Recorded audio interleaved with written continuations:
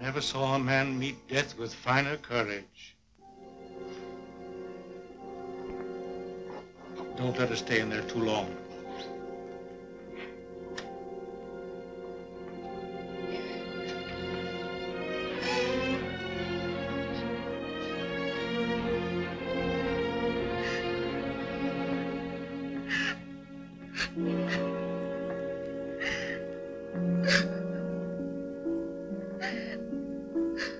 Dearest, is Father well now? Yes, dear. He's well. He's quite well. But we have no one left now but each other. No one at all. My baby.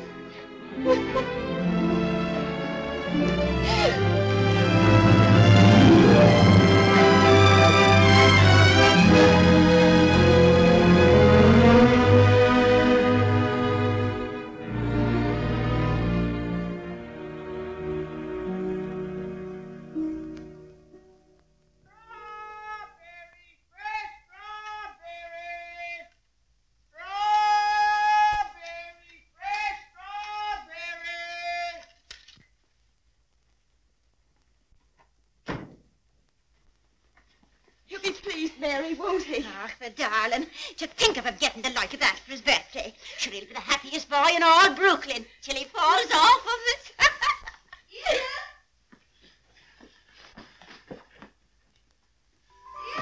All right, Ceddie. Oh, dearest, look. Mary's brother Michael has made it for me. And Mary's given me this book. It's The Adventures of Robin Hood and His Merry Men. Listen. Back ballots, touch Maid Marian at your peril. However many you be, I defy you all. See, dearest, you're Maid Marian and I'm Robin Hood. They crowd around you. I'll never leave your side, however many there are. Oh. Now, dearest, you cry out, help me, Robin Hood. Help me, Robin Hood. Help. Ballots, no, I've got... Oh. Help. There. Oh. Isn't that... Oh, You like it? Oh, my... Of all the events in my life, this is the most magnificent. Do you really like it, darling? It's what you wanted? It's exactly what I wanted. Oh, I do hope it is. Only you will be careful, won't you, and not let it run away with you or anything. I suppose I'm about the safest bicycle rider in the whole of Brooklyn. Do you mind that now, huh? No? Can I ride it now, dearest? Can I go now? Oh. I can't wait 1 minute. Mr. Hobbs has to see it, and Dick. Can I go now, dearest? At once? Yes, dear, only do be careful. There we are. Steady, do be careful of the streetcars. You should get off the sidewalk. Wait a minute. Yes. Goodbye, dear. Goodbye. Oh, be careful, oh, be careful, oh, be careful. Good morning, Mrs. McGillicuddy. Good morning, Ceddie. A very good morning. How are your bones today, Mrs. McGillicuddy? Oh, none too good after the rainstorm yesterday. Oh, they ate last night something cruel. Ties me up in knots, the rain does. Does it? How very peculiar. But it's a fine day to go bicycle riding. Oh, I suppose so. For them that has bicycles and can ride them. I suppose everybody who has a new bicycle will take it out and ride it today. Glory be to goodness, and whose bicycle might that be? It's mine. It's my birthday present from dearest. Oh, it's a daisy show. Fine enough for the president to ride. And it has all the latest improvements. Oh, sure, it sounds like the bells of St. Patrick. Sure, it's the luckiest boy in the world, John. Well, I'll have to be going. Oh, I nearly forgot. Please choose my apple now, Mrs. McGillicuddy. But would you mind keeping it for me until I get back? Sure.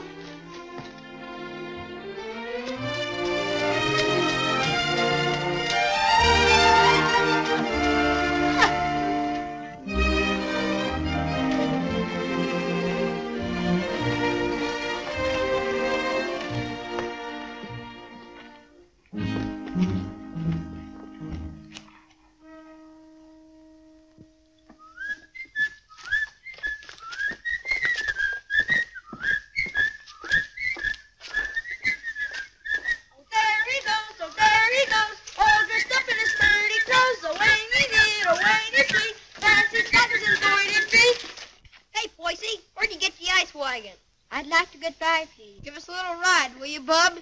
I'm sorry, no. Scared I'll get it dirty? No, but I'd rather ride it myself.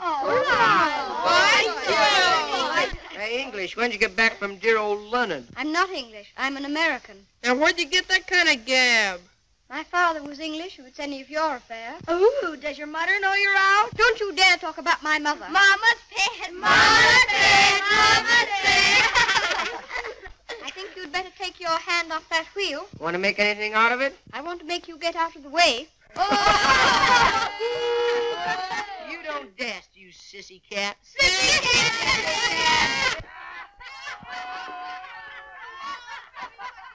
Wait a minute, Sadie. Don't let him bluff you. I'll be right there.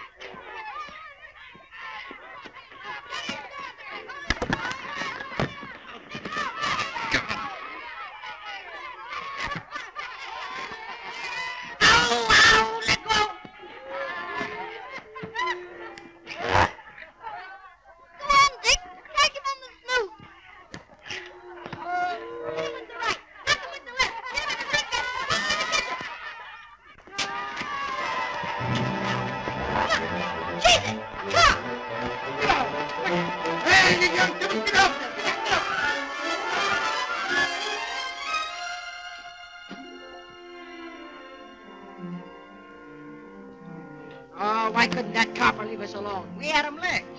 Thanks terribly for coming to my rescue, Dick. Ah, Nix, that makes us even for me giving you the mumps. They didn't even scratch it. Gee, Willikers, where'd you swipe that?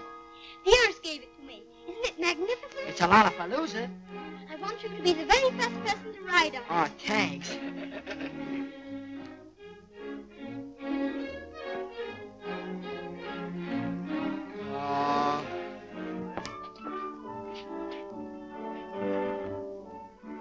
Thank you very much for your assistance, Mr. O'Brien. It's a pleasure, Sadie, my lad.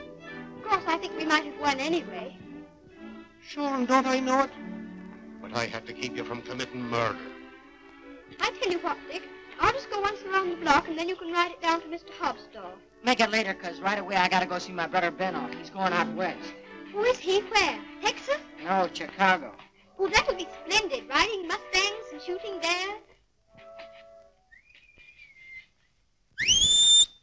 There's my brother Ben now. Come on, Dick. I've got to leave. Well, come on down to Mr. Hobbs' store as quickly as you can.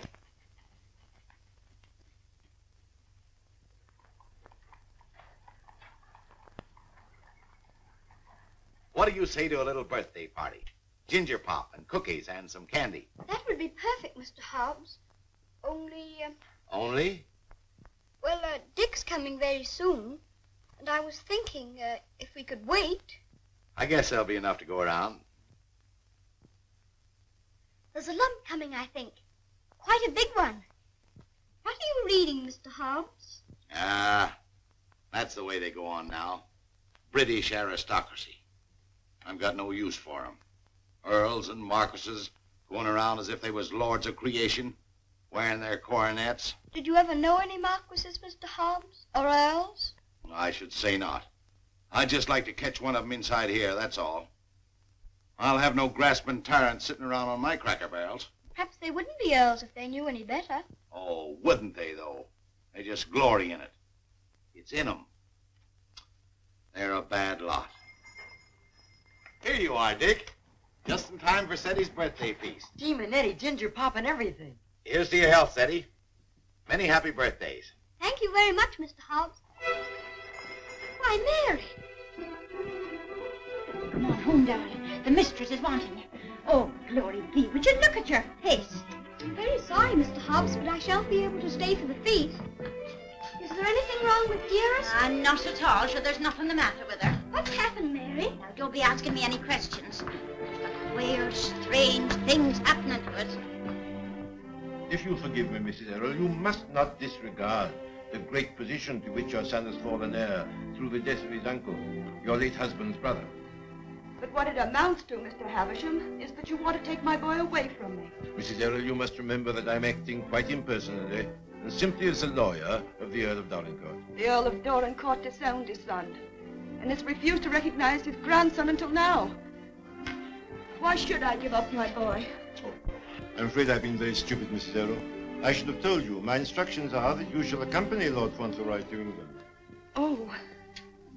However, I must remind you that Lord Dorincourt is not very friendly toward you. He's an old man and has always had very strong prejudices against America and Americans, and was bitterly opposed to his son's marriage. He's fixed in his determination not to see you. You live at the lodge, and a suitable income will be provided for you. The only stipulation is that you make no attempt to visit your son at the castle, nor even enter the park gates. There's your sister, Mary. Hello, Bridget. Why, what's the matter? Mrs. Michael, it's worse. We've no money. We can't pay the rent. I don't know what I'm going to do. Now, Bridget, I've more important things to attend to. I wonder what your husband's wishes would have been in this matter. You knew my husband? Yes, I knew Captain Errol well, and liked him, as everybody did. He was greatly attached to his old home. Yes, I know. He, above everyone, would have appreciated what this means to your son, the very great advantages he'll have. Yes, you're right. My husband would have wished it. Mr. Havisham, I must ask you to let me tell Ceddie about this in my own way and in my own time. He must never know his grandfather dislikes me. If he did, it would make it harder for them to be friends. Very well. Your son will thank you for this when he's a man. I hope his grandfather would love Ceddie. He has a very affectionate nature and has always been loved.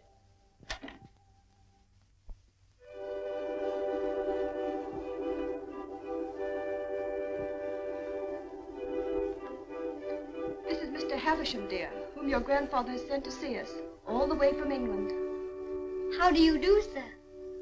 So this is little Lord Fauntleroy.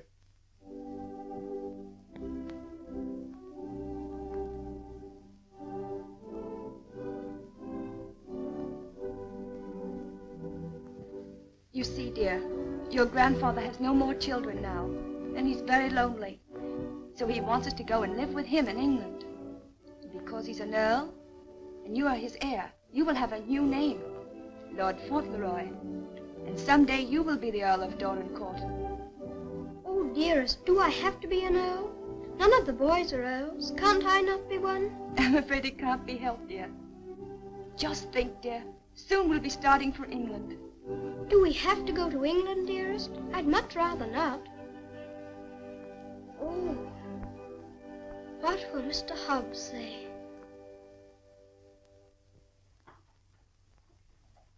Anything else, ma'am? How much is your table butter? 13 cents a pound, ma'am. 13? Why, the last I bought was only 12.5 cents. That must have been last month. It's 13 today. Oh, indeed. Well, never mind the butter. Heavens and earth, if prices go any higher, we'll all starve to death. Nay. Good day, ma'am. Hello, Ceddie. What's the matter? Mr. Hobbs, do you remember what we were talking about yesterday morning? It seems to me we was talking about England. Yes, and earls, don't you remember? Oh, yes. We did touch 'em up a little. That's all. You said you wouldn't have them sitting around on your cracker barrels. So I did. And I meant it, too. Just let 'em try it, that's all. Mr. Hobbs, one is sitting on this barrel now.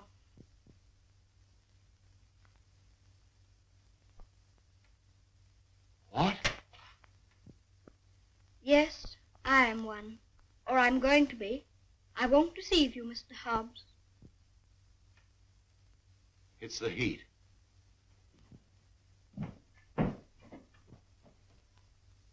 It is a hot day.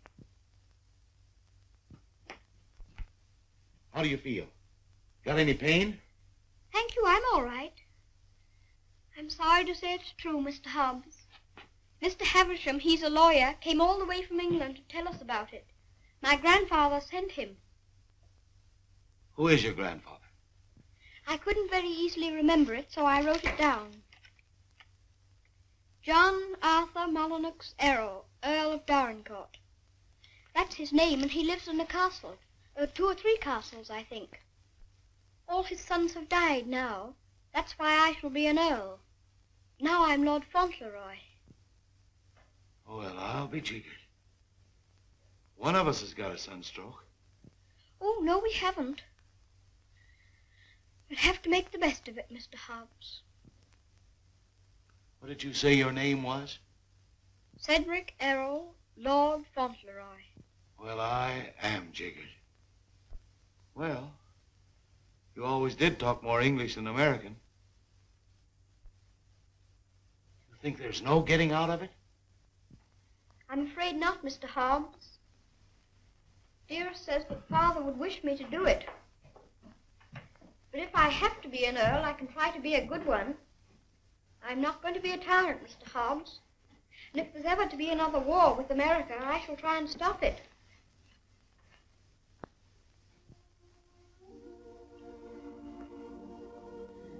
England's a long way off, isn't it?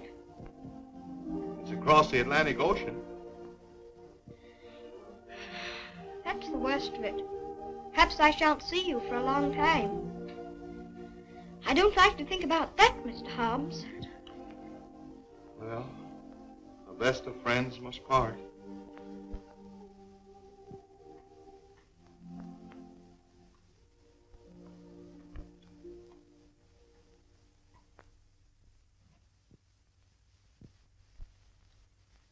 I'm afraid, Mr. Havisham, our American food must seem very strange to you. A little, ma'am. I find that muffins are biscuits and biscuits are cookies. But the cooking's excellent. And after all, it's the company that makes a meal exquisite, not the food. Thank you, Mr. Havisham. When you're an earl, you'll give splendid dinners in one of the most beautiful castles in England. Do you know, I'm not sure I know exactly what an earl is. And I think if anybody's going to be one, he ought to know, don't you? Would you mind explaining it to me? Well, someone is made an earl generally because he's done some service to his sovereign or some great deed. Oh, that's like the president. Oh, is it? Is that why your presidents are elected? Yes, sir. When a man is very good and knows a great deal, he's elected president. Then they have torchlight processions, and bands, and everybody makes speeches. I used to think perhaps I might like to be president, but I never thought of being an earl. No, being an earl is rather different from being a president. An earl is generally of very ancient lineage. What's that? Very old family. Extremely old. Oh, that's like the apple woman. She's 100, I should think. She's of such ancient lineage it would surprise you how she can stand up. I used to feel sorry for anyone who's so poor and has such ancient lineage. She says hers has gone into her bones and the rain makes it worse. When I said ancient lineage, I didn't mean old age. The first Earl of Dorincourt was created an earl hundreds of years ago. Well, that was a long time ago, wasn't it, dear? Yes, dear. Many earls have been very brave men and have fought in great battles. I should like to do that myself. My father was a soldier and a very brave man, as brave as George Washington. I'm glad earls are brave. That's a great fountain. Would you excuse me a moment, please? There's someone I must see. Oh, certainly, of course. There's another advantage of being an earl. Some of them have a great deal of money. That's a good thing to have. I wish I had a great deal of money. Do you? Why? Well, there's so many things a person can do with money. If I were very rich, I'd buy the apple woman a little tent to put her stall in, and a stove. And I'd give her a shawl, because then her bones wouldn't feel so badly.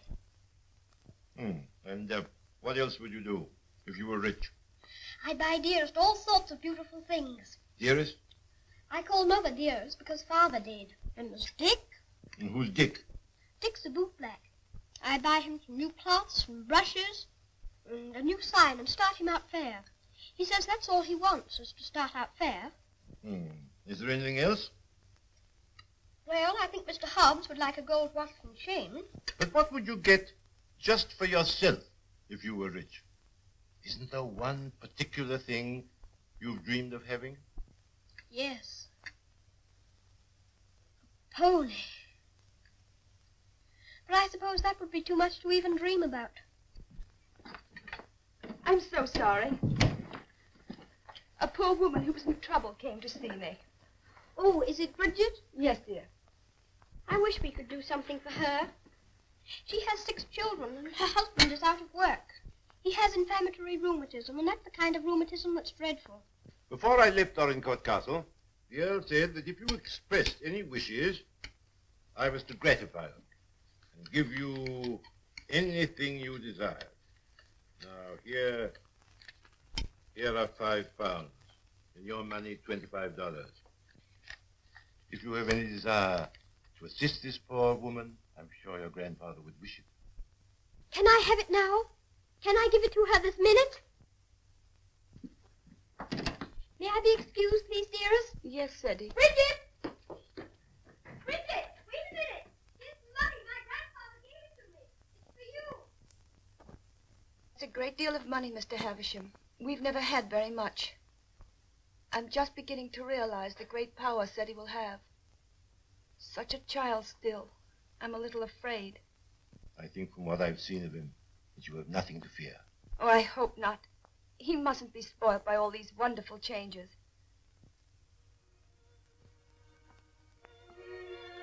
She cried. She said she was crying for joy. I never saw anyone cry for joy before. My grandfather must be a very good man. It's more agreeable being an earl than I thought it was going to be. In fact, I'm almost quite glad I'm going to be one.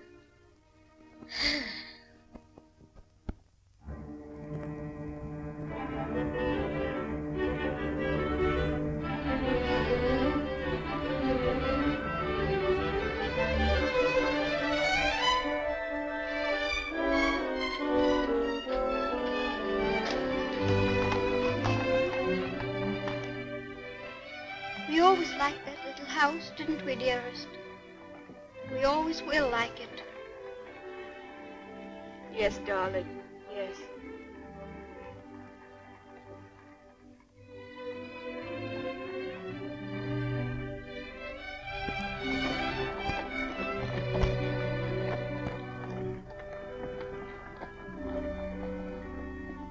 I've come to say goodbye. I have to go to England to be a lord, and I shouldn't like to have your bones on my mind every time it rains. Oh, bless your dear little heart, with all your kindness to me, Miss Bones is as quiet as anything. Can I give you a kiss for love? Of course.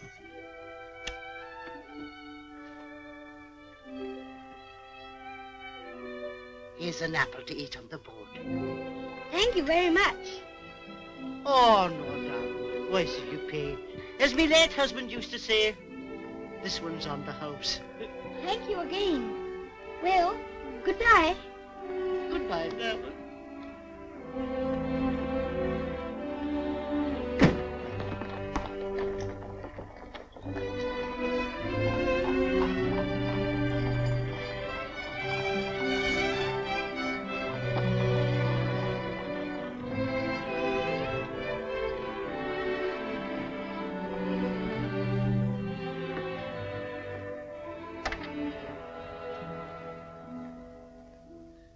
Well, Well, well, well, well, goodbye. I hope trade'll be good. Gee, if trade gets any better, I'll be rolling around in diamonds and pearls. That would be splendid, wouldn't it? I hope you have every sort of luck and happiness. Thanks, same to you, and I hope you think about us sometime when you're way over there, as they say, on foreign soil. I'll think about you all the time. And I'll write to you. And you must write to me. Here's where you send your letter.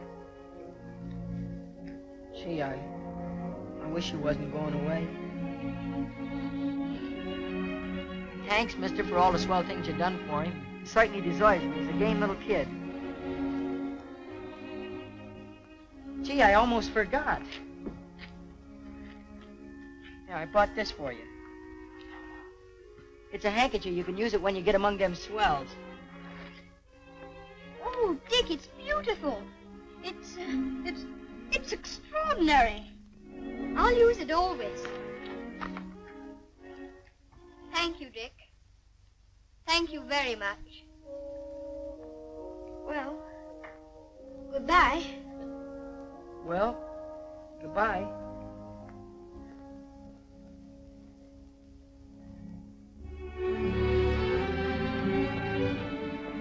Would you mind very much not going in with me? I think this time I'd better be alone. Certainly, I quite understand.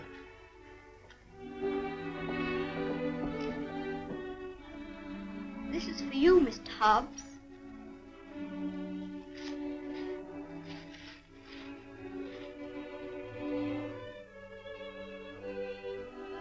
It'll look fine when you're smoking it. Why, Sadie, that's just what I wanted for a long time. This is my real present, Mr. Hobbs.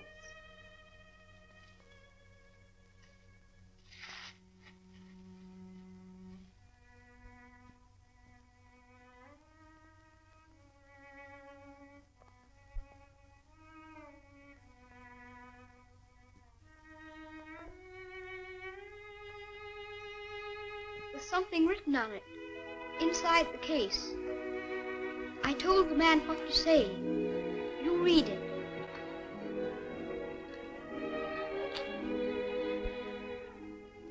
From his oldest friend, Lord Fauntleroy,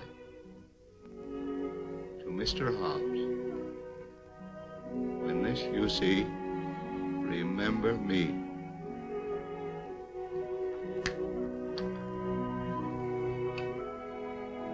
When this you see, remember me. I don't want you to forget me. Oh, I won't forget you. Don't you go and forget me when you go over there amongst those British aristocracy. I shouldn't forget you, whoever I was among. I hope you'll come to see me. Perhaps my grandfather will write and invite you. You wouldn't mind him being an earl, would you? I mean, you wouldn't stay away just because he was one. Oh, I'll come and see you.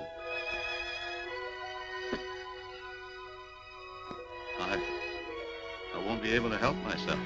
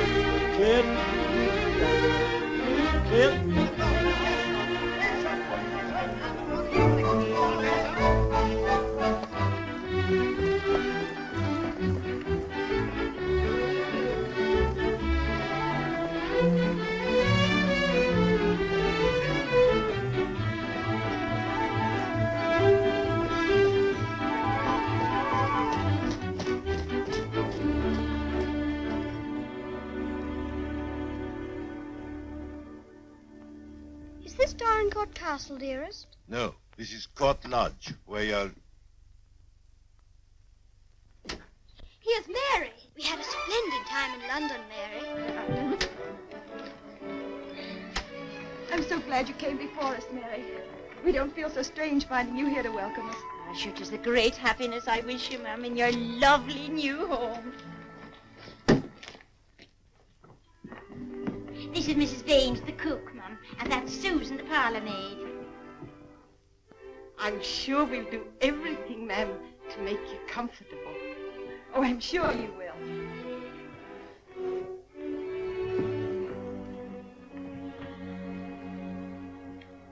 I must say goodbye.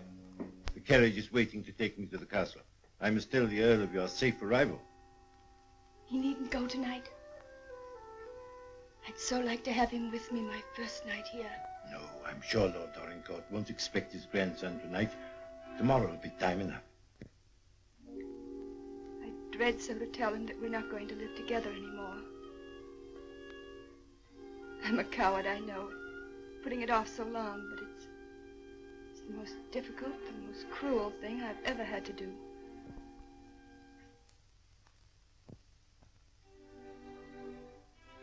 I wish you'd tell his lordship, please, that I'd rather not have the money. You mean the income he wishes to settle on? I have a little money of my own. It's quite enough to live simply on. I must accept the house, of course, because that makes it possible for me to be near Seti. I'm grateful to him for that, but... He'll be very angry. He won't understand it at all. I think he will understand.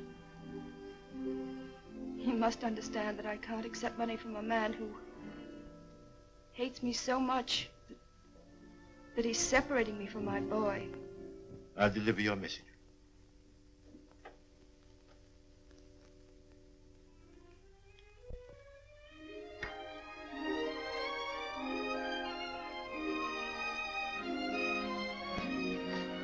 I think it's beautiful here. Don't you, dearest?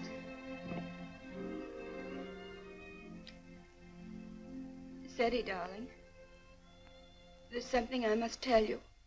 You're not going to understand it, I know. But I want you to believe me, as you always have, when I tell you it's for the best. Tomorrow, Mr. Havisham will take you to your grandfather, and you will live with him at the castle. But I shall not go with you. This pretty house will be my home, and Mary will be here to look after me. But dearest, you don't mean... You can't mean that we're not going to be together, just as we've always been. Oh, no, I can't. I couldn't. I won't. I won't. Seti, you must be brave and sensible. If there are some things you can't understand now, you'll understand them later. It's best for you to live there. There are good reasons why it is. You mean you want me to go away from you? Of course not, darling. But now you're growing older, and we must trust, help one another without asking any questions. You know, Seti, your grandfather loves you, wants you to love him. He's so kind, he wants you to be happy and to make other people happy. But dearest, I can't be happy without you. But you won't be without me all the time. I'm not far from the castle here.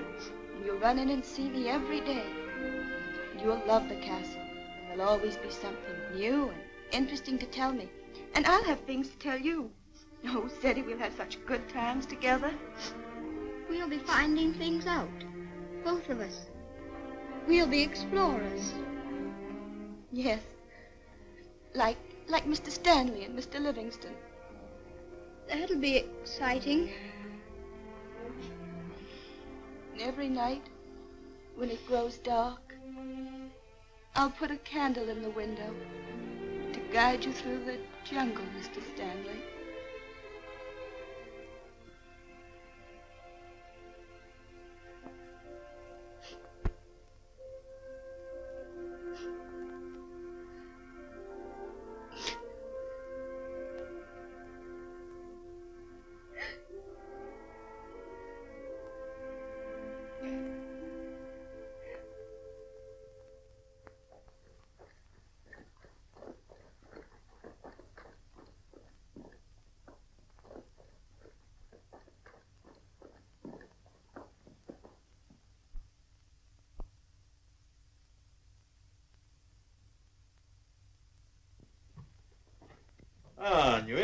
How's his lordship? In a rare mood this evening he is.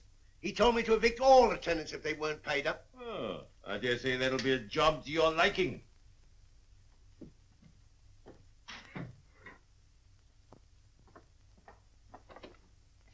Oh, sir.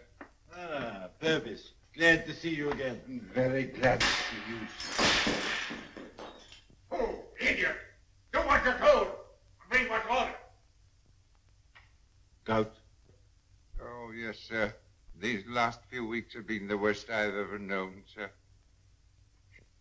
I'm surrounded by a lot of incompetent nincompoops. Shut the door, you blockhead! I can't stand him no longer, Mr. Purvis. He's too much for any man. Cursing and swearing and calling people out the names like he does. And it ain't just today, it's every day. Thomas, you brought in the 63 port. He prefers the 51. How was I to know he didn't say? Fetch the other bottle. What business you got drinking port anyway in this condition? I can't feed and house every lazy lout in the parish, and I won't. You and your poor. I've had enough of them. But, my lord. Mr. Mordaunt is with him, sir. I said all I had to say, and now I say good night. Good day, my lord. Good day. Oh, how do you do, Mr. Havisham? Mr. Mordaunt. Mr. Havisham, my lord.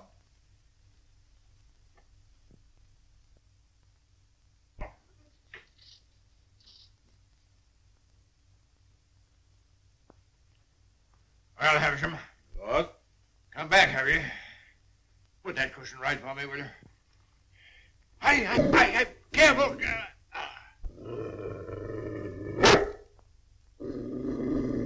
What's full of hot needles? Well, what have you got to tell me? Lord Fauntleroy and his mother are at Court Lodge. They bore the voyage excellently and in good health. Ah. What else?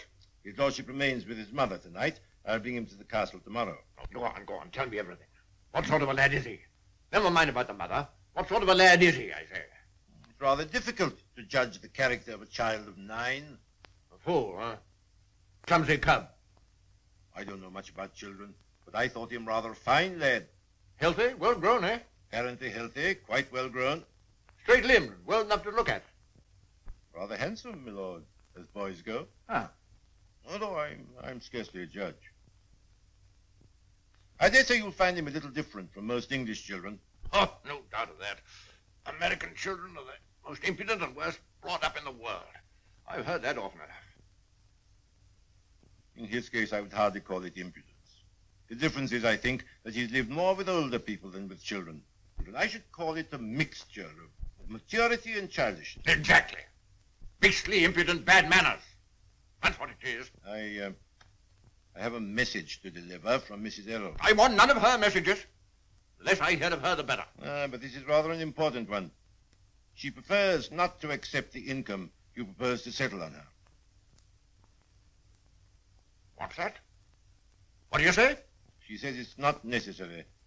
That as the relations between you are not friendly. Not friendly? I should say they were not friendly. Mercenary, sharp-voiced American. Lord, you could hardly call her mercenary. She's asked for nothing. Ah, all done for effect. She thinks she can wheedle me into seeing her. Thinks I shall admire her spirit, but I don't. She shall have the money sent to her whether she likes it or not. She won't spend it. I don't care whether she spends it. She shall have it sent to her. She shan't tell people that she's got to live as a pauper because I'm doing nothing for her. Huh?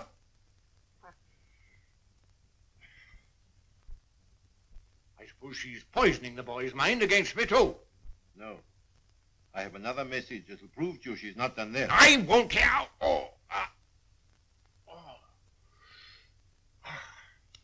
She asks you not to let Lord Fauntleroy hear anything that might lead him to understand that you're separating him from her because of your prejudice against her. She says he wouldn't comprehend it. That it might make him fear you in some measure, or at least cause him to feel less affection for you. She wants there to be no shadow on your first meeting. Come now, Havisham, come now. You don't mean the mother hasn't told him? Not a word, my lord. Nothing has been said to the boy to give him the slightest doubt of your perfection. He's prepared to believe you the most amiable and affectionate of grandparents. In fact, he already regards you as a wonder of generosity.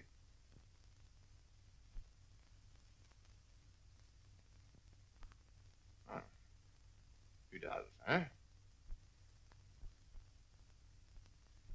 I would suggest, my lord, that Fauntleroy's impressions of you depend entirely upon yourself. I make a further suggestion, that you will succeed better with him if you take care not to speak slightingly to him of his mother. The boy's only 9. Nevertheless, those 9 years have been spent at his mother's side. She has all his affection. So he thinks me generous, eh?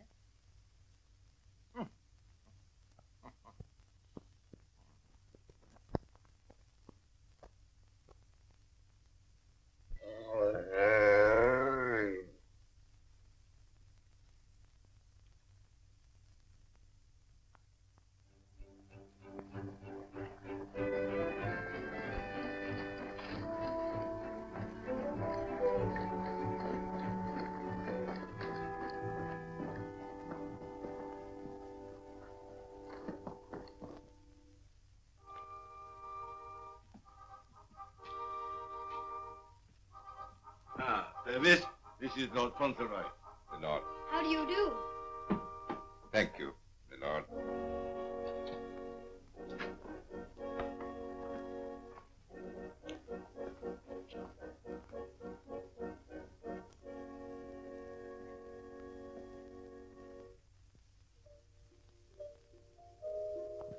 My lord.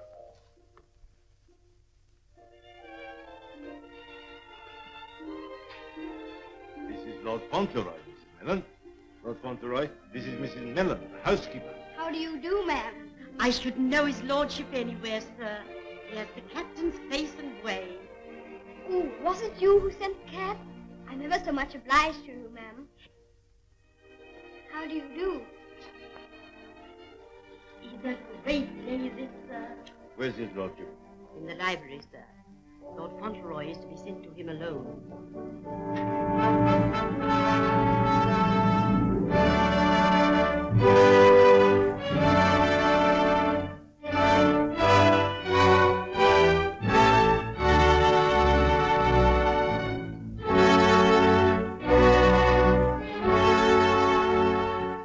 Lord Fauntleroy, my lord.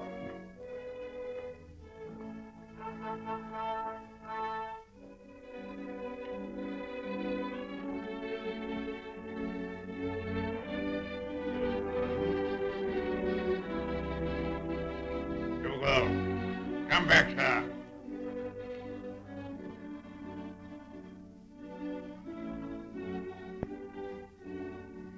How do you do, sir?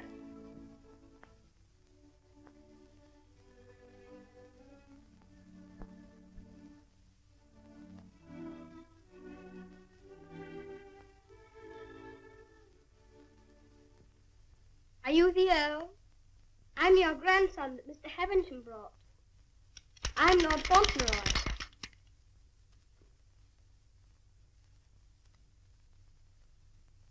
I hope you are quite well.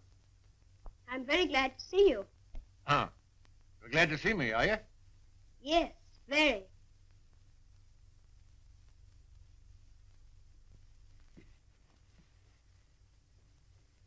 I kept wondering what you would look like if you'd be anything like my father.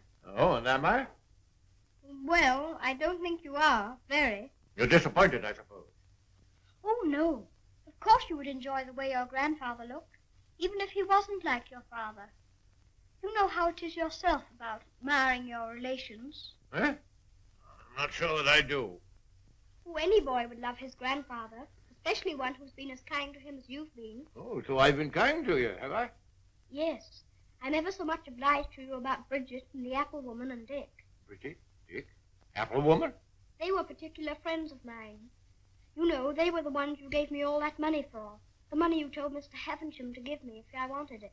Oh, the money you were to spend as you liked, eh? So you spent it all on these people, did you? Bridget, Dick, and the apple woman. Yes, and I gave Mr. Hobbs a gold watch and chain and a pipe. I put some poetry in the watch. It was, "When this you see, remember me." I'm going to miss Mr. Hobbs very much. Who is Mr. Hobbs? He was our grocer. Fancy vegetables and groceries, you know. He's my closest friend. Mr. Hobbs is a very clever man. Do you know he can recite the Declaration of Independence right through? Oh. What's the matter? I just remembered you might not like to hear about the Declaration of Independence. I forgot you were an Englishman. Huh? You forgot you were English too, didn't you? Oh, no, I'm an American. You are English. Your father was an Englishman. I was born in America. You have to be an American if you're born in America. You don't... I beg your pardon for contradicting you. Mr. Hobbs says that if there's ever to be another war, that I should have to be an American. But I promised him that if there were to be another war, I should try to stop it. You would you? Dinner is served, my lord. Now be careful, man. Be careful. Careful, man, careful. Oh. Would you like me to help you? You can lean on me, you know. Once when Mr. Hobbs hurt his foot with the potato barrel falling on it, he used to lean on me. You think you could do it? I think I could. I'm very strong. I'm 9, you know. You lean on your stick on one side and on me on the other. Well, you may try. Just lean on me. I'll walk very slowly. Don't be afraid of leaning on me. I'm all right, if it isn't a very long way. You see that old fellow in red velvet? He was the 10th Earl of Dorincourt. King George I decorated him for services during the war with Spain and Austria.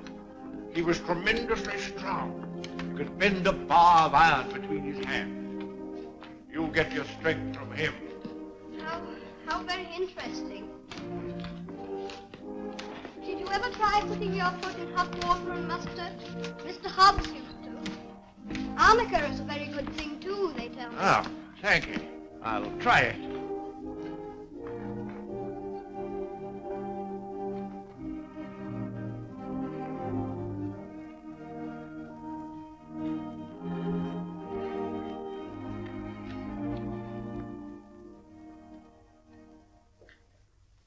It is warm, isn't it? A person can't help getting warm in the summertime. Great heaven! What's that? It's a present from Dick. Isn't it beautiful? When this I see, I shall always remember Dick. Yes, I should think you would. It'd be difficult to forget him. Dick's a professional bootblack. You'd like him. He's so square. Square? Yes. He wouldn't cheat anyone or hit a boy under his thighs. Oh, very pleased with him. Thank you.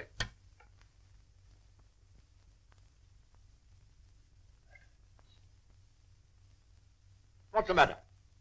Don't you like your soup? Oh, yes. I was just wondering. Wondering? Wondering what? You don't wear your coronet all the time, then? No. It doesn't become me. Mr. Hobbs said you wore it all the time. But after he thought it over, he said he thought you must take it off sometimes to put your hat on. Yes, I take it off occasionally.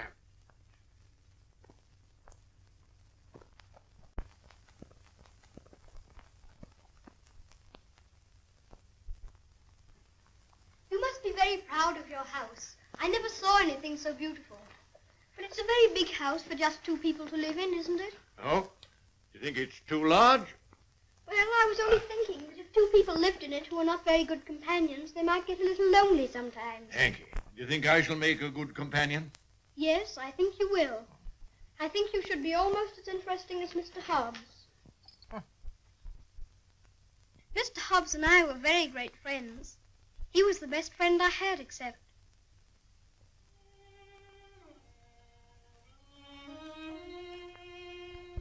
Fauntleroy, what are you thinking of? I was thinking of Dearest. Who is Dearest? She is my mother.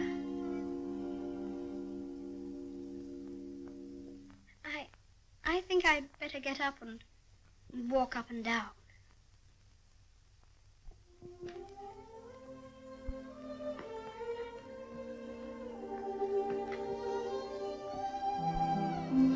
He's a very nice dog. He's my friend. He knows how I feel. How do you feel?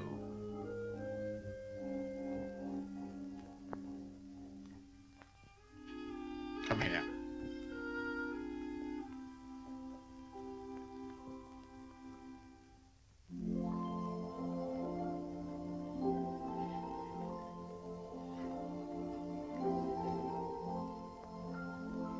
You see, I never was away from my own house before.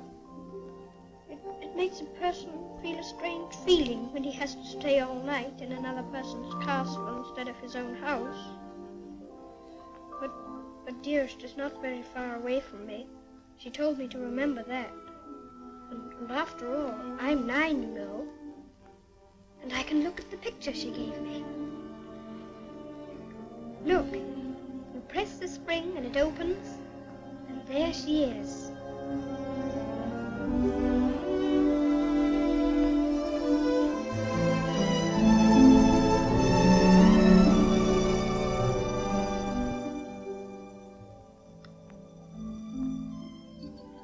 I suppose you think you're very fond of her. Yes, I do think so, and it's true. Mr. Hobbs and the others were my friends.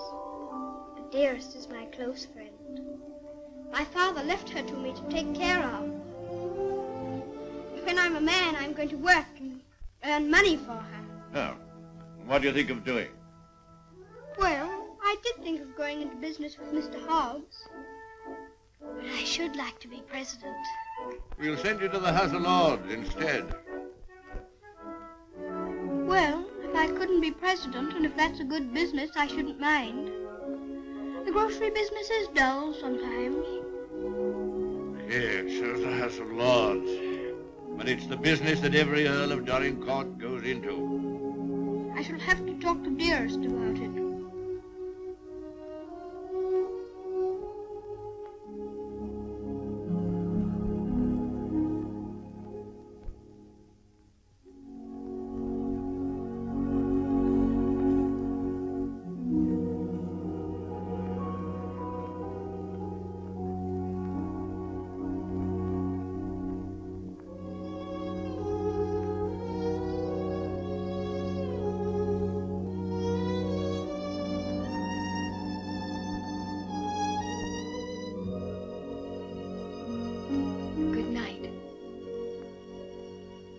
Keep you all the night.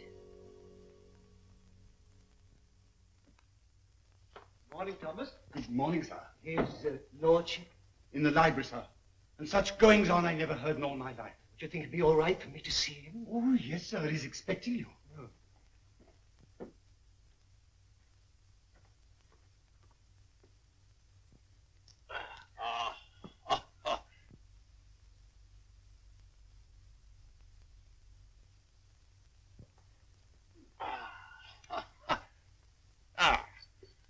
Morning, Mordaunt. Found a new employment, you see. Any good at marbles, Mordaunt? My muscles are a little stiff, my lord, but I'll see what I can do. No, pity about that. I'd forgotten about your age.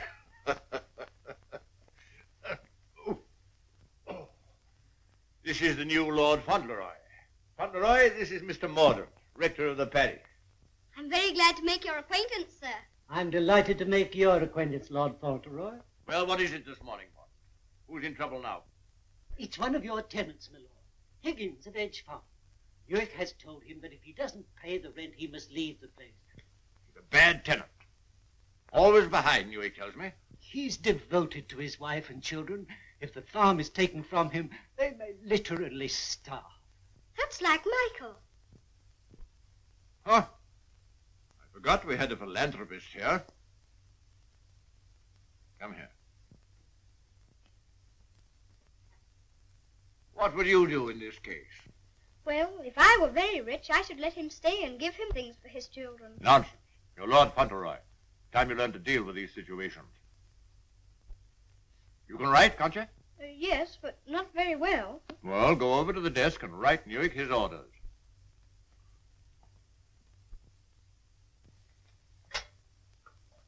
Now, what must I say? You must say, Higgins is not to be interfered with for the present.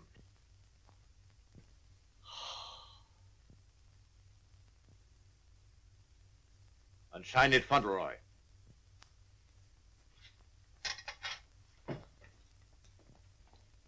Do you think it will do?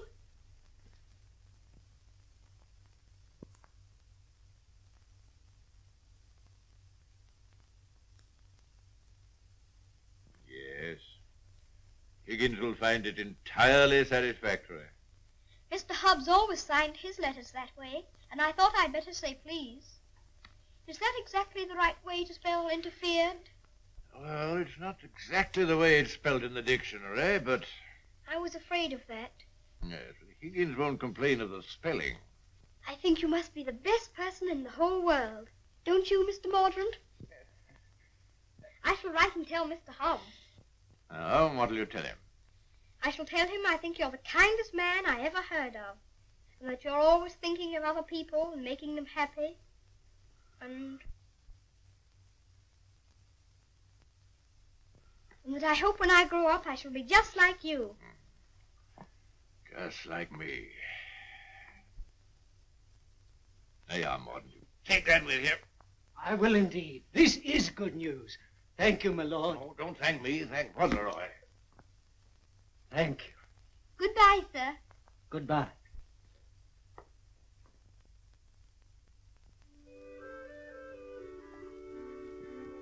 May I go to see Dearest now? I think she'll be waiting for me.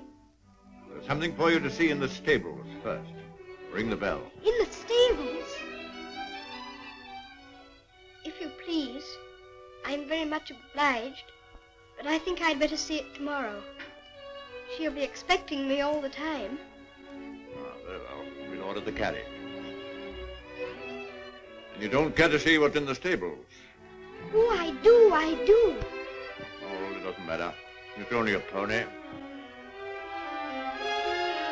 Pony? Whose pony is it? Yours? Mine? Yes. Oh, I never thought I'd have a pony. I never thought that. How glad Dearest will be. You give me everything, don't you? Wouldn't you like to see it? Of course I want to see it. I want to see it so much I can hardly wait. But I'm afraid there isn't time. You must see your mother this afternoon. You can't put it off till tomorrow? Why, she's been thinking about me all the morning. And I've been thinking about her. Oh, you have you? I'll ring the bell.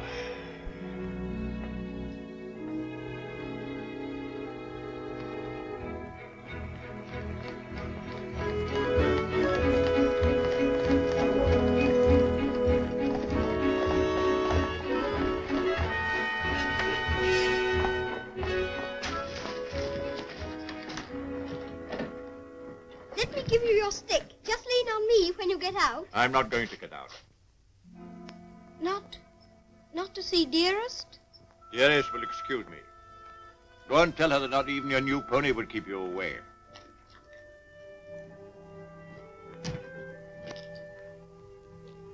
She'll be disappointed. She'll want to see you very much. I'm afraid not. The carriage will call for you as we come back. Drive on, Jeffries.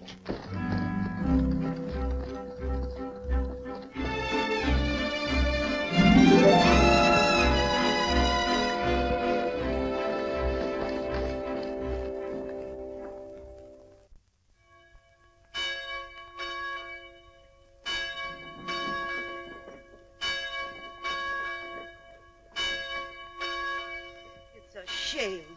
Parted from his own mother. Cook at Court Lodge was telling Sarah she'd never have worked for a sweeter lady than Mrs. Errol. The letter was written by the little gentleman his own self, signed with his name too. Fauntleroy, as large as life. The little treasure. Aye, that's the mother.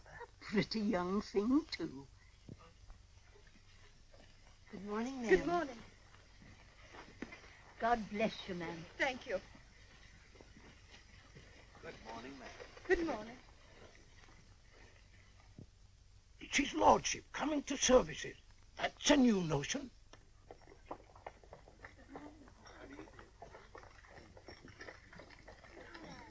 They say even his gout's improving. Look at the young lord. He's Captain Cedric all over again. He's the captain's self to the life. How glad the people are to see you. Take off your hat, Fauntleroy. They're bowing to you. To me? How do you do? Good morning, Lord. God bless your lordship. Long life to you. Thank you. Morning, my lord.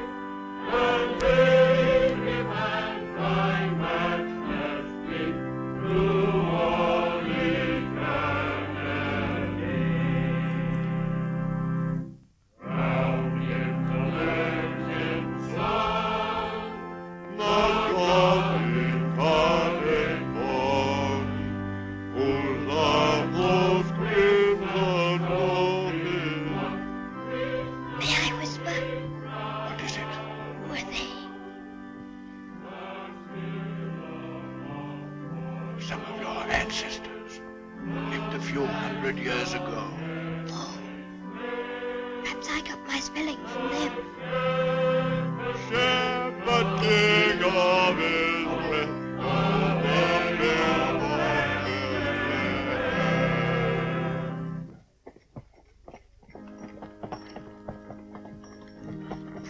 Well, Higgins? Oh, is this Mr. Higgins? Yes, I suppose he's come to have a look at his new landlord. Yes, my lord. I understand his young lordship was kind enough to speak for me, and I thought I'd like to say a word of thanks. I've got a great deal to thank your lordship for. Oh, I only wrote the letter. It was my grandfather who did it. You know how good he always is to people. Is Mrs. Higgins well now? Yes, your lordship.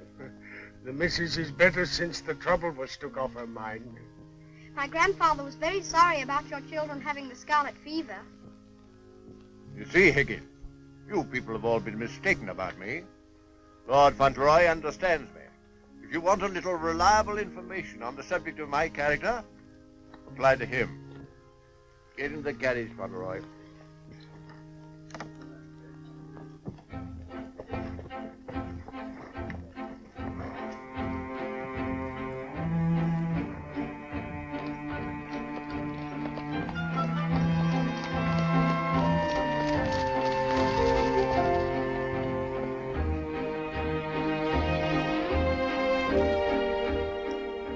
Miss your mother very much? Yes, sir. I miss her all the time. You don't miss her, do you? I don't know her. I know. And that's what makes me wonder. She told me not to ask any questions, and I won't, but see her almost every day, don't you? Isn't that enough? We used to see each other all the time. We could tell each other things without waiting. Well, don't you ever forget about her? No, sir, never. I shouldn't forget about you, you know. If I didn't live with you, I should think about you all the more.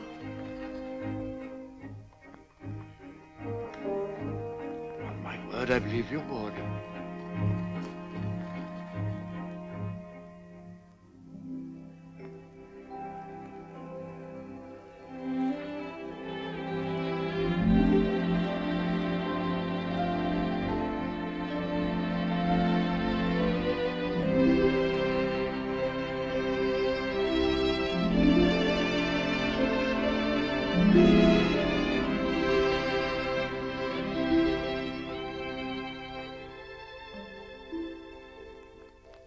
Such a good Earl, he reminds me of you.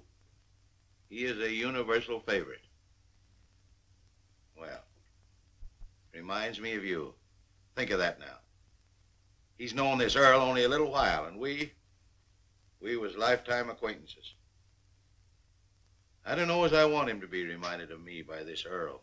They've been using influence on him, I bet you. You're right.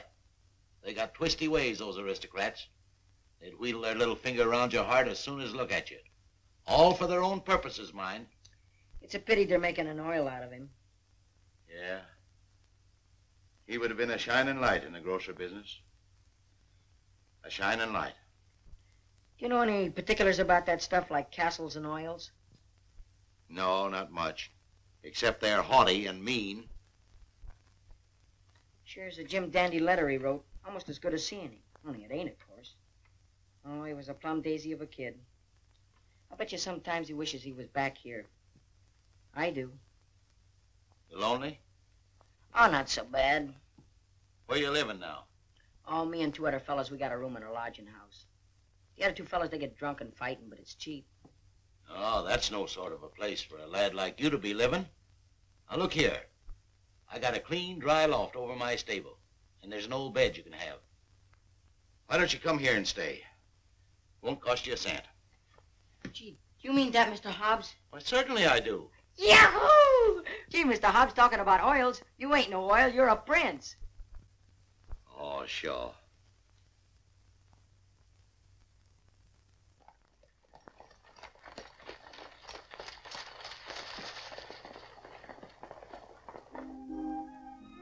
I wonder whether he will have an American accent. My dear, won't it be interesting if he has the Dorincourt eyebrows? When do we see the mother? Shh.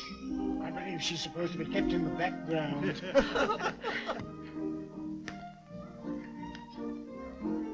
Well, Molyneux, is this the boy? Yes, Constantia, this is the boy. Fauntleroy, this is your great aunt, Lady Lorridale. How do you do, great aunt? How do you do, young man? You're like your father. I loved him more than most people in this wicked world. Oh, did you know my father? Know him? Of course I do. Oh, then you must meet Dearest. She will enormously like to talk to you about him. You see, I was the only one she could talk about him to who knew him. And I was so small when he... Yes, Fauntleroy, this is your great-uncle, Sir Harry Lorridale. How do you do, sir? Here you're fond of horses. I confess to you, Constantia, that what you'll probably see for yourself. There's a risk of my becoming rather an old fool about him. Becoming? By the way, the mother, what does she think of you? I don't know. I haven't asked her. You must come over to Lorridale Park one day and see us. There are some new cocker puppies in the kennels. You shall have your pick. Oh, thank you very much indeed, Uncle. Only Dougal might be offended. You see, he's very fond of me, and I really shouldn't like to hurt his feelings. Hurt his feelings. That's a good one. Did you hear that, Connor? Hurt his feelings. This is Miss Herbert, Fauntleroy. I want you to be great friends with her. How do you do? Have you met Dougal? He shakes hands beautifully. Shake hands with Miss Herbert, Dougal. He's a great friend of mine. I like making friends, don't you? Yes, I do. May I be your friend? And Dougal. Oh, yes, if you please. Lumbago, Fortescue. Better, I hope. Thanks. Much better. I've known Dorincourt as well as anyone could know him for 35 years. And that's the first time he's ever bothered to inquire about my health.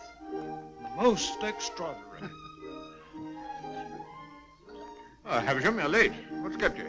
Beg your pardon, my lord. I was detained by extraordinary news. News? What? What news?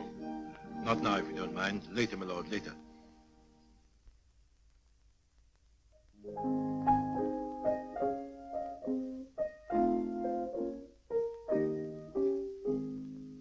The young May moon is beaming, love. The glowworm's lamp is gleaming, love. How sweet to rove through Mourner's Grove, while the drowsy world is dreaming, love. Then awake till rise of sun, my dear. The sage's glass will shun, my dear. Or in watching the flight of bodies of light, he might happen to take thee for one, my dear. Charming, charming. What a sweet song. Delightful, my dear. Thank you, my dear. Thank you. Do you like music? Yes, I like it when you sing it. Dear my Lord Fauntleroy, Why do you look at me so? I was thinking how beautiful you are. Oh, Fauntleroy, make the most of your time. When you're older, you'll not have the courage to say that. Nobody could help saying it. Don't you think she's pretty too? Well, we're not allowed to say what we think. Lord Fauntleroy shall say what he thinks. I'm sure he thinks what he says. I think you're prettier than anyone I ever saw, except Dearest. I think she is the prettiest person in the world. I'm sure she is. And I must tell her how kind you've been to me. I never was at a party before, and I've enjoyed myself so much. Oh, I beg your pardon.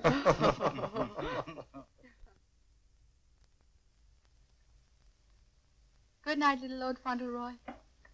Sleep well. Thank you very much.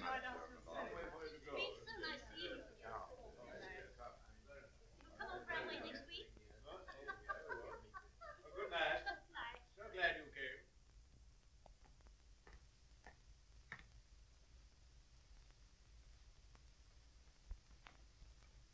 Well, Havisham, what in the world's the matter? Something serious must have happened to make you behave like this. What is it? It's bad news. The very worst of news, my lord. I'm sorry I have to be the bearer of it. Why do you look at the boy so? You hang over him like a bird of ill omen. Has it anything to do with Fauntleroy? My lord, I waste no words. My news has everything to do with him. If we're to believe it, it's not Lord Fauntleroy who lies asleep before us, but only the son of Captain Errol. The present Lord Fauntleroy is the son of your boy Bevis, and at this moment is in a lodging house in London. What do you mean? You're mad. It's a lie. An abominable lie. If it's a lie, it's painfully like the truth. A woman came to my chambers this morning and told me that she married your son Bevis in London 11 years ago. She showed me the marriage certificate. The child was born shortly after Bevis deserted her and was taken by her to America. Oh, the woman's obviously an imposter. It's a trumped-up fraud. I'm afraid not, my lord. I saw the boy's birth certificate. She's, I'm afraid, a very ignorant person, but she's consulted a lawyer who advises her that her son is, of course, Lord Fauntleroy and the rightful heir. She demands that his claim be immediately acknowledged. I'll protest this to the last. I'll disown Bevis's boy. I'll have nothing to do with him or his mother. You can't disown him, my lord. Nothing we can do can keep the eldest son's child from his inheritance.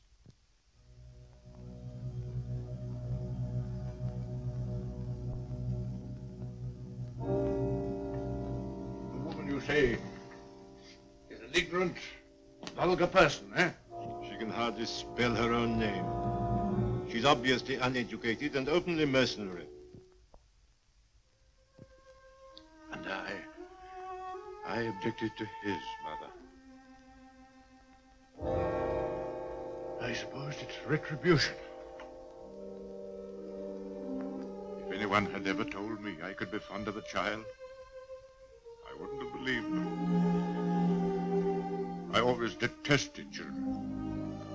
My own more than most. But I'm fond of him.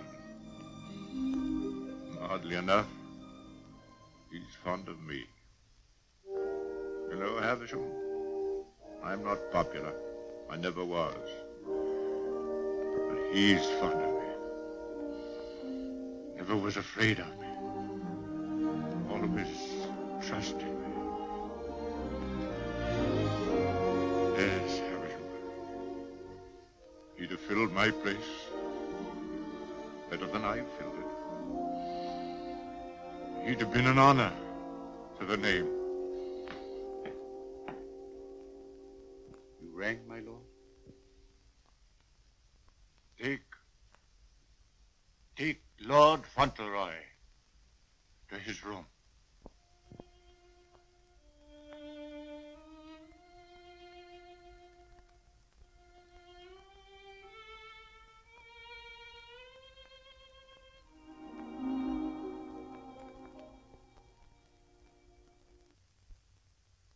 What a pity. The boy's a thoroughbred if ever there was one. I suppose you may say it's a judgment on Molyneux. But that boy, the first human being he ever loved. Will Molyneux take the case to the courts, do you think?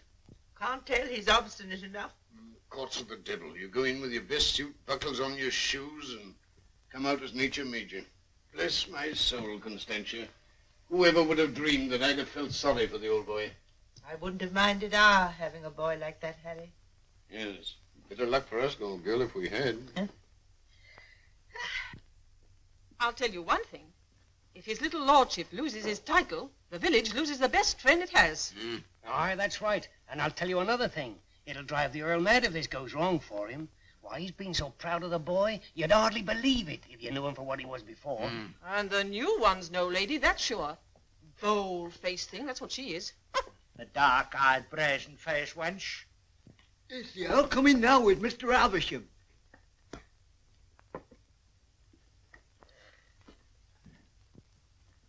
You've someone here calling herself Lady Fauntleroy. I want to see her. Aye, come the ways, my lord. This way, my lord.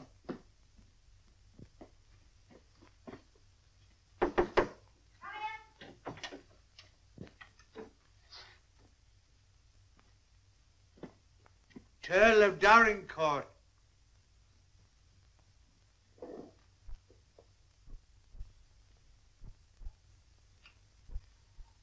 Pleased to meet you, I'm sure, my lord.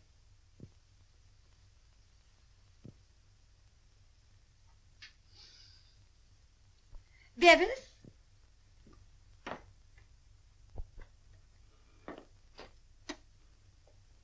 Go shake hands with your grandpa.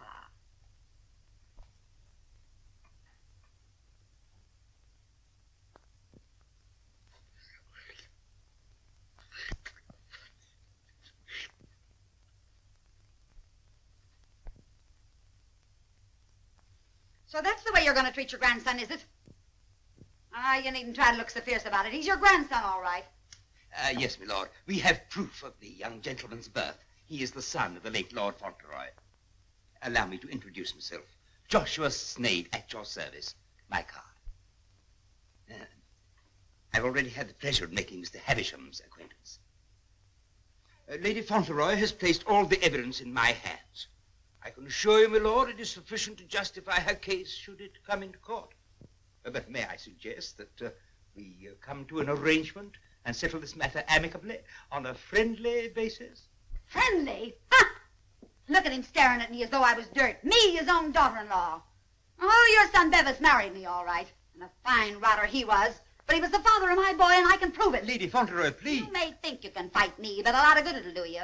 They don't love you around here, and you know it. I've heard plenty about you and your dirty, snobbish pride. Plenty of pride you'll have when I'm finished with you. Unless you want to climb down off your high horse and get reasonable with your own flesh and blood. Lady Fauntleroy... You shut up! I'll stop at nothing, do you hear? I'll drag this case through every court in the land. I'll let the whole world know what you are. You and your precious son, Bevis, deserting me and his own child, a babe in arms. How I've suffered, heaven only knows. And you standing there looking at me and my boy as if we was scum. You ought to be ashamed of yourself. You say you married my eldest son. If that's proved to be true, the law's on your side. In that case, your son will be Lord Fauntleroy, and you will be provided for. But I warn you, the matter will be sifted to the very bottom. I'll only add that I want to see nothing of you or your boy as long as I live. After my death, you can, unfortunately, do as you please. Yes, you're exactly the kind of person that I should have expected my son Bevis to choose.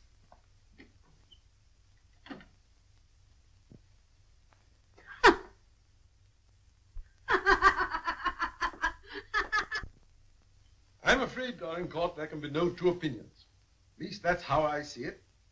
You agree, Semple? Yes, I'm afraid we can see it no other way. But it's monstrous. That woman, that boy, are utterly unfit.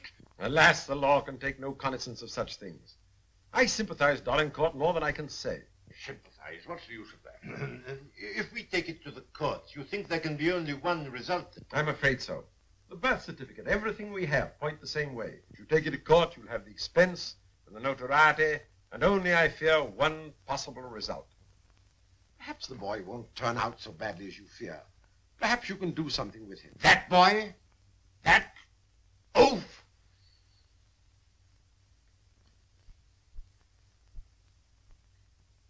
With the other one?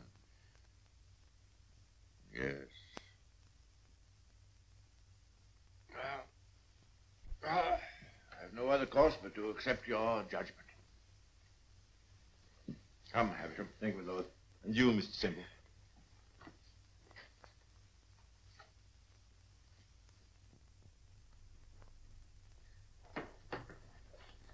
It's the Earl, ma'am. The Earl himself. Show him in.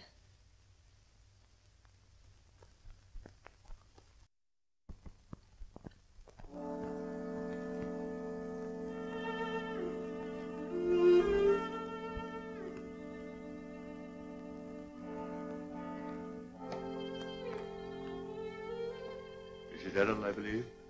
Yes, I'm Mrs. Arrow. I'm Lord Dorincourt. The boy is very like you. People have often said so. I'm glad to think he's like his father, too. Yes, he is. Like my son. Won't you sit down? Thank you.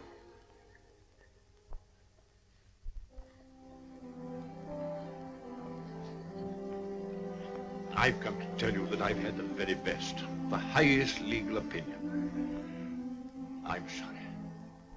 This outrageous woman and her child. Perhaps she cares for him as much as I care for Seti, my lord.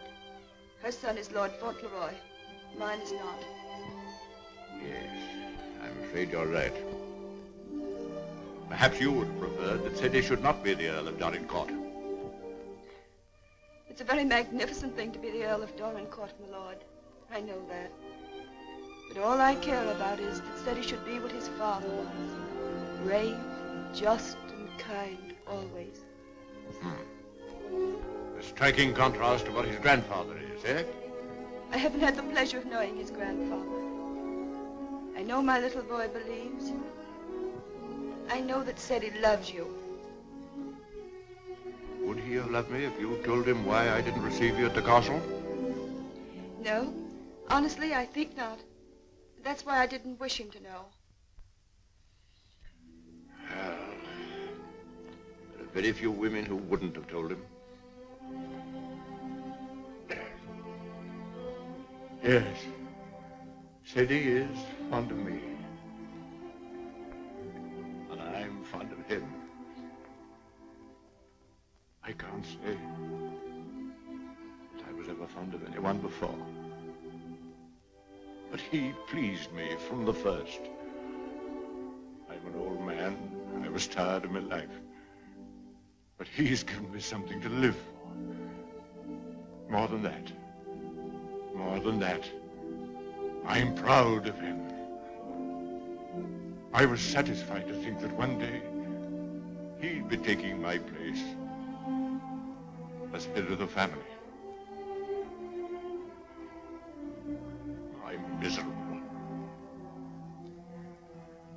Miserable.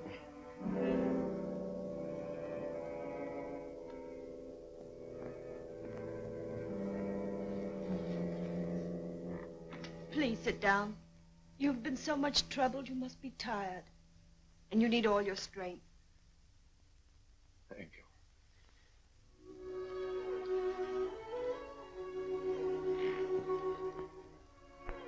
Perhaps it's because I'm miserable that I've come to you. I used to hate you. I've been jealous of you. This wretched, disgraceful business has changed all that. After seeing this repulsive woman who... Well, I felt it would be a relief to come to you. I'm an obstinate old fool, I suppose. I know I've treated you badly. But I've come to you because the boy cares for you. And because I care for him.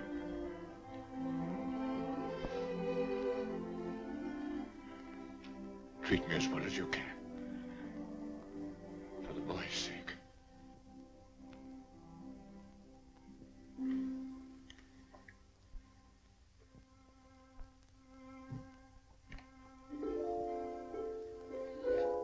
Whatever happens, he shall be provided for. Sadie shall be taken care of now and in the future. Always. Thank you. You like the house? Oh, very much. It's a cheerful room. May I come back again and talk this matter over? As often as you wish.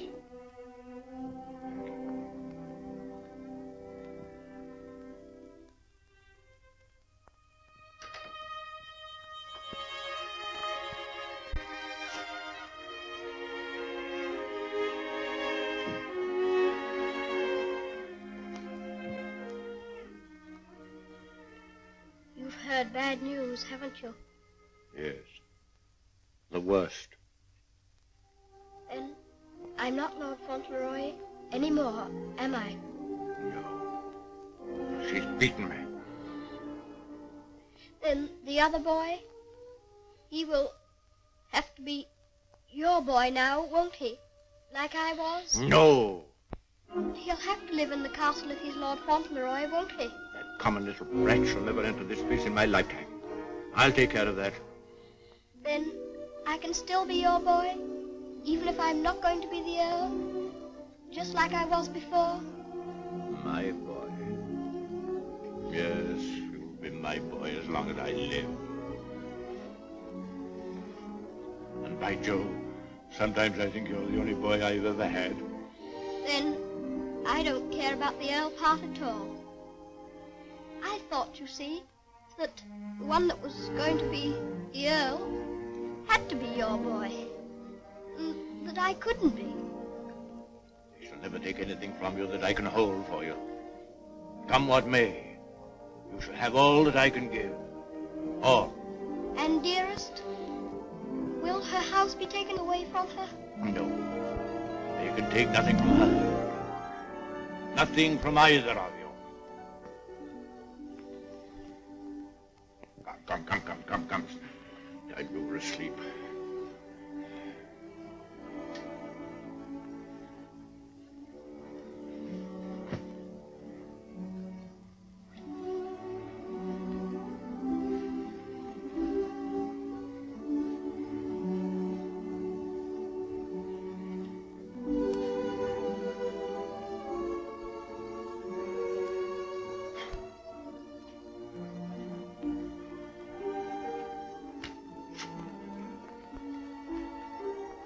Good night, Grandfather.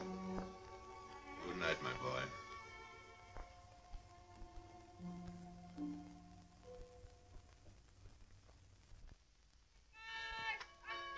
The aged Earl remains secluded in his castle and refuses to have any communication with the rightful heir. Oh, we know that stuff. They've been printing that for the past weeks. Is there anything new about SETI? Yes, here it says, the prospects do not look very bright For the false claimant, Cedric Errol of Brooklyn. Well, I'm jiggered. At last they've succeeded in robbing him out of being an earl. I thought you was against oils. So I am. Ain't it just like him? Cheating the poor kid out of his rightful estates. Now what's going to become of it? I know one thing. He done everything in a well for me, and he can always come back here and have half of my shoe shining business. Well, now I'll tell you, Dick. I'd always had it in my mind that said he would come in with me someday. He'd be a shining light in the grocer business. The new Lady Fauntleroy was formerly an actress. She is said to have played in New York and London. Continued on page 5. Here's a picture of her.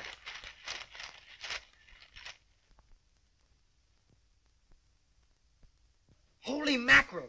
What's the matter? Here, look at this. It's her. Her? She ain't no aristocrat, she ain't. I know her as good as I know you. It's Minna, Ben's wife. Your brother? Sure. You mean it's some kind of hocus pocus? Sure I do. Well, I'm jiggered. She was married before, but I never heard of her having no other kid but Ben's kid. You mean the one Ben went out to Chicago to look for? Sure. Maybe she had another kid in England. Maybe she did and maybe she didn't. We'd ought to do something about this. You're dead right we oughta. But we got to get the proper advice. Gee, I wished I knew Alderman Murphy. I know Alderman Murphy. You do? Yeah, come along. Let's go right now. Them Earls, they've always had a spite against us Americans ever since the Revolution. What a place. What a hole. I'm sick to death of it. Cooped up here, week in and week out with nobody to talk to. You're complimentary. I wasn't meaning to be. And grateful. You're getting your money, aren't you? Business is business, you know. Business. I'm sick of business. I want some fun. Why don't you go up to London for a while? London? Not on your tintype. Nothing but please that old devil up at the castle better than to see me clear out.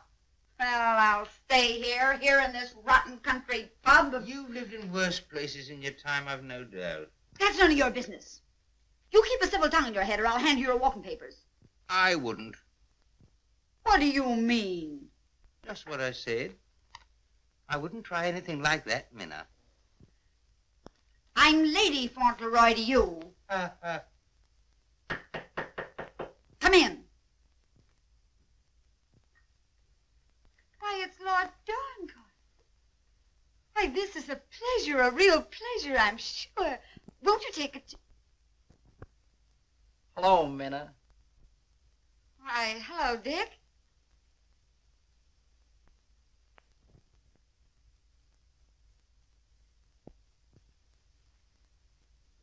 Hi, Ben.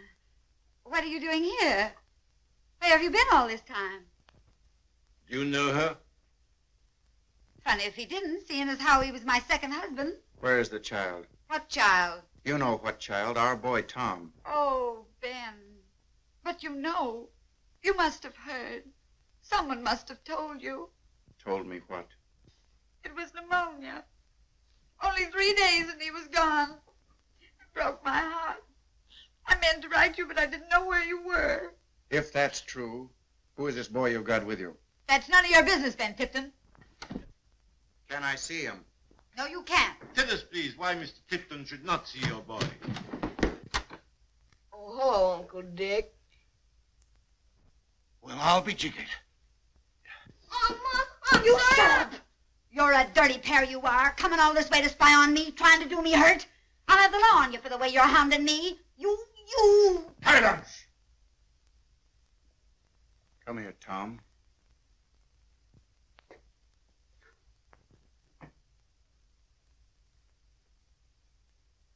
I knew nothing of this, my lord, I assure you. There's a little matter of a forged birth certificate. But I swear to you. Oh, never mind, Havisham. I've had enough of this. Too much.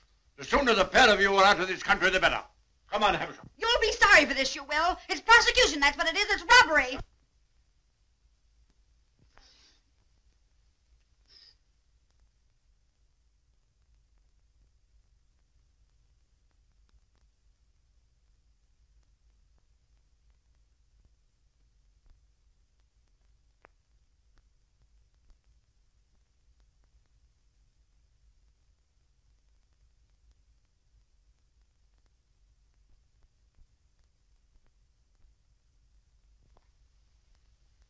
This will be somewhat in the manner of a museum, my lord?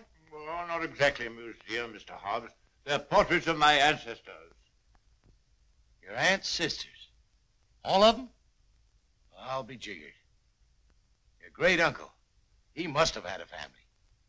Did he raise them all? I mean that they were earlier distinguished members of the family. Do you know, Earl, I used to have a very poor opinion of you aristocracy. But I've changed. I'll take you, for instance. You're a pretty good sort, even if you are an Earl. I'm very gratified.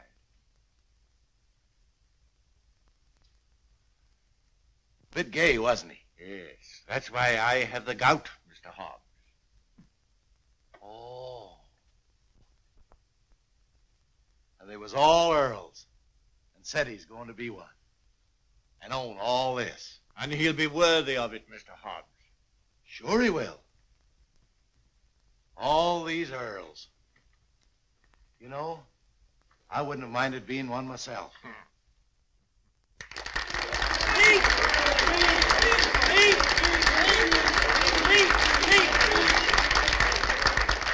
Thank you very much. It's such a lovely day. I always like having birthdays, but never one so much as this because you're all so kind to me. My grandfather wants everybody to be happy and comfortable, and I'll want it too when I'm grown up. I think that's all because I'm not very good at making speeches, but I must say that I'm very much obliged to you for liking my birthday. Ripping little nipper. Ain't he a daisy? I'll bet you boys elect him king someday. I didn't know the little fella could talk so good. Why, he makes a better speech than Alderman Murphy. By Joe. Well, I'll be jiggered. And I've another birthday present for you. Another one besides all the things this morning? Yes, the best of them all. Oh, dearest! Oh, dearest! Oh, dearest, I was wanting you here. I was wanting you here so terribly much. Were you, darling? Fauntleroy, your mother's come to live with us in the castle. To live with us? To live with us for always? Are you sure you really want me? We've always wanted you, but we weren't exactly aware of it. Well, Mr. Hobbs, it's so nice having you here with us. I dread to think of you ever going back to America. Not to live there. Not to live there. America's a good enough country for them that's young and stern, but there's faults in it. There's not an aunt's sister among them. Nor an Earl.